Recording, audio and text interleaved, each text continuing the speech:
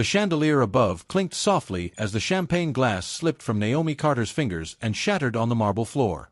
Every head in the penthouse ballroom turned.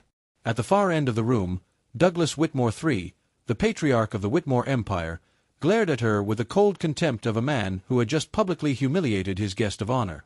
"Our kind doesn't usually sit at the family table," he sneered, loud enough for the hush to carry the insult across the room. Naomi's breath caught. Her palms trembled, not from fear, but from restrained fury. Before we continue, if you are watching our video for the first time, please bless and support us by hitting that subscribe button, turn on your notification bell to get notified for more, share to friends. Where are you watching from? Please tell us in the comments. We love seeing how far our story goes. To our incredible viewers and over 200 subscribers, thank you for being part of our growth. We appreciate you deeply. Naomi Carter had walked into the Whitmore family gala in a custom midnight blue Valentino suit, with her hair in a regal twist, heels clicking with confidence. She wasn't just a CEO, she was the CEO.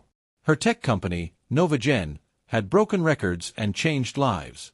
And tonight, she was here to finalize a $900 million acquisition deal with Whitmore Enterprises.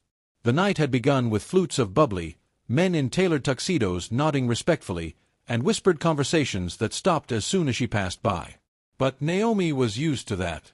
What she wasn't prepared for was the calculated insult that Douglas delivered in front of his entire family, guests, board members, and press. Earlier that evening, she'd been ushered to a corner table by a junior hostess. It seemed odd, until she noticed the seating chart, her name deliberately placed far from the family. Still, she'd smiled politely and sat without complaint. But when she was invited up to make a toast, everything changed. "Let's raise a glass to progress," she said. "To a future where talent, not skin, defines success." The applause was hesitant. The Whitmores clinked glasses with tight lips.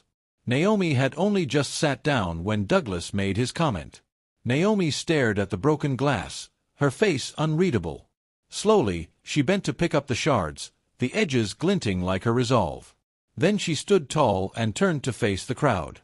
"I believe that was the last drop of champagne I'll ever waste on this partnership," she said clearly, eyes never leaving Douglas. Gasps rippled through the room.